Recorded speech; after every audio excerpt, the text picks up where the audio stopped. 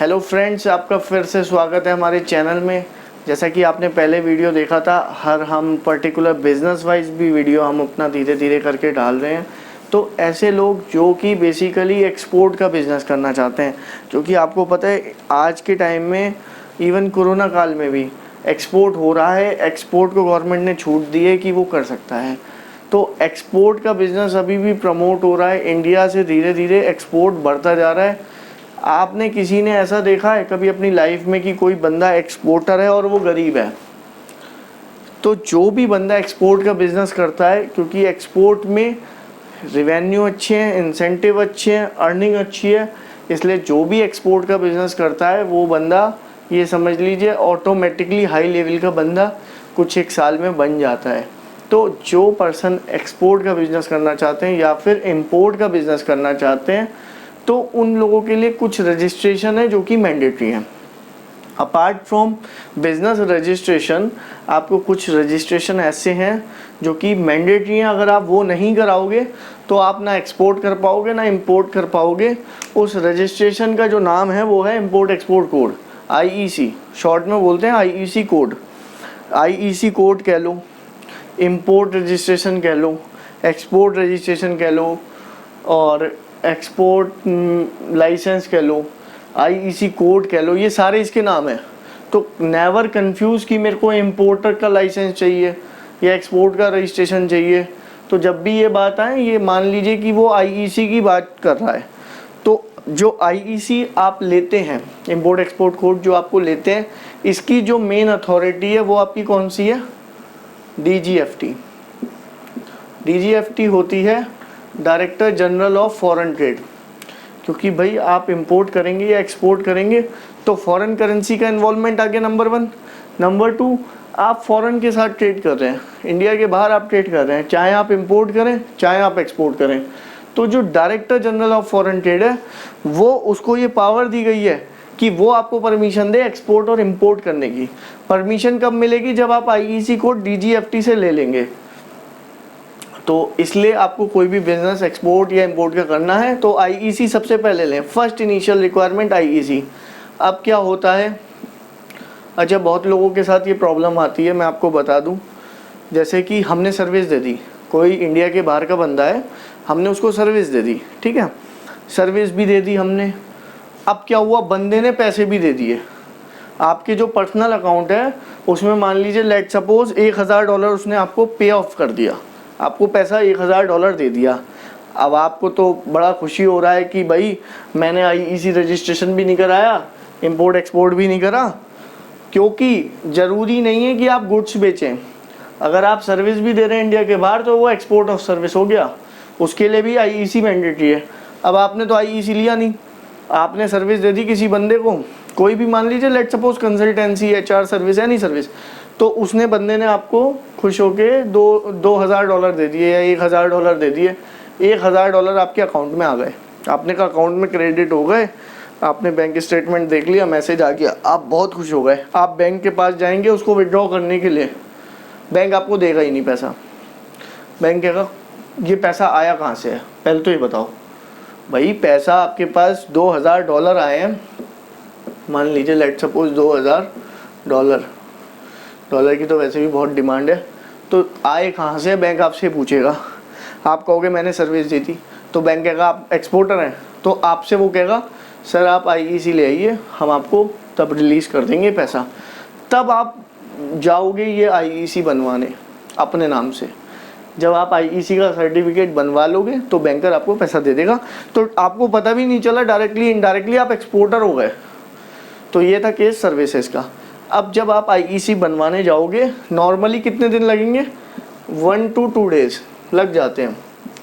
Professional को भी time चाहिए। अगर प्रोफेशनली तरीके से फाइल अगर आप करा रहे हैं, एप्लीकेशन सिस्टमेटिकली, डॉक्यूमेंट सही से अपलोड करने हैं, तो टाइम लगता है किसी भी काम में। तो आप मान के चलिए 1 से 2 दिन का प्रोसेस लगता है। इसमें जो गवर्नमेंट फ़ीस जाती है हमारे IEC रजिस्ट्रेशन में, जो आपको चालान निकलेगा वो 500 रुपीज़ का निकलेगा, जो कोई भी प्रोफेशनल आपको पे करेगा। ये गवर्नमेंट की फ़ीस है 500, इसका चालान मिलता है। बट हाँ, ऐसा तो नहीं है कोई भी प्रोफेशनल खाली बैठा है आपका रजिस्ट्रेशन करा के दे देगा, नहीं, वो अपनी एक प्रोफेशनल फ़ीस भी चार्ज करेगा। तो जो भी उसकी प्रोफेशनल फ़ीस है, लेट सपोज जो मार्केट में रेट चल रहा है वो लगभग आप मिनिमम मान के चलिए 2500 से 4000 तक का चल रहा है। बेसिकली जो अच्छे कंसल्टेंट हैं या अच्छे प्रोफेशनल हैं जिन्हें नॉलेज है तो वो ये चार्ज करते हैं। मैं उन लोगों की बात नहीं करूँगा जो कम रेट में चार्ज कर रहे हैं, क्योंकि देखिए कॉस्ट तो इतना आ रहा है, बंदा चाहे 600 में करे चाहे कुछ भी, इससे ज़्यादा में जो भी करेगा उसका प्रॉफिट ही है। बट जो अच्छे कंसल्टेंट हैं या प्रोफेशनल्स हैं, जो एक्सपर्ट हैं, एक्सपीरियंस होल्डर हैं, वो आपसे नॉर्मली ये फ़ीस चार्ज करेंगे। अब होता क्या है, मैं हमेशा एडवाइस करूँगा यहाँ कभी मत जाओ, 600 700 1000 2000 वाले में मत जाओ, हमेशा गो फॉर दिस। एक बार महंगा पड़ेगा, मगर ये है क्योंकि क्या होता है, आईईसी बन गया, आईईसी आपका बन गया, आप ज़रूरी कोई ना आज एक्सपोर्ट करो, आप 2 महीने बाद करोगे, 3 महीने बाद करोगे एक्सपोर्ट। जब आप एक्सपोर्ट करोगे ना, दिक्कत अभी नहीं आएगी, जब आपका माल पोर्ट पे पड़ा होगा ना, उस दिन आपको दिक्कत आएगी, जब आपके डॉक्यूमेंट में कमी आएगी। आपका तो माल फंस गया ना, अगर आपका सर्टिफिकेट में कोई प्रॉब्लम है, आपका माल तो पोर्ट पे फंस गया, अब आपको पोर्ट के चार्जेस देने पड़ेंगे, पोर्ट की पेनल्टी देनी पड़ेगी, रेंट देना पड़ेगा, इंटरेस्ट देना पड़ेगा। पोर्ट पे इतनी खाली जगह नहीं है कि आपका सामान रखे, एक नॉर्मल टाइम पीरियड है, उसके बाद वो अपना चार्जेस लगाने लग जाते हैं और बहुत हैवी चार्जेस होते हैं। तो आपको जब तक, क्योंकि आपका तो डॉक्यूमेंट में कमी आ गई, तो जब आप इसको सही कराने जाएंगे तो सही कराने में कम से कम 2 से 4 दिन लग जाते हैं। तो आपका कितना नुकसान होगा, आपने जो पैसे यहाँ बचाए थे सब आपके वेस्ट हो गए। तो हमेशा always go for professional who is expert in their work. तो ऐसा नहीं है कि ये सिंपल लाइसेंस है, ये कॉम्प्लिकेटेड लाइसेंस है, इसमें अच्छे खासे डॉक्यूमेंट लगते हैं। जो बेसिकली नॉर्मल डॉक्यूमेंट इसमें लगते हैं वो क्या क्या है, पैन कार्ड, ठीक है, आईडी प्रूफ में आपका पैन कार्ड लगेगा। नंबर 2 आपका एड्रेस प्रूफ लगेगा। एड्रेस प्रूफ में क्या लगेगा, आधार कार्ड भी लगा सकते हैं, और क्या लगा सकते हैं, वोटर आईडी कार्ड भी लगा सकते हैं। आपको पता है एड्रेस प्रूफ में क्या क्या आता है, गूगल पे आप डालेंगे अच्छे से आ जाएगा, पैन कार्ड, आधार कार्ड। नंबर 3 है कैंसिल चेक।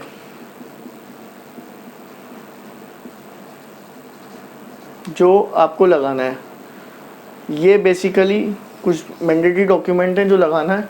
उसके बाद ऑप्शनल डॉक्यूमेंट है जो अगर प्रोफेशनल लगाना चाहे तो लगा सकता है, डेट इज़ नॉट मैंडेटरी। इनमें से कुछ इन्फॉर्मेशन होती है वो जाती है। अच्छा, मैं एक चीज़ और इम्पॉर्टेंट मैं भूलना चाहूँ, इसलिए मैं बताना चाह रहा हूँ इस वीडियो के through. IEC pan based application है, मतलब जितने पैन नंबर होंगे उतने आईईसी निकल सकते हैं।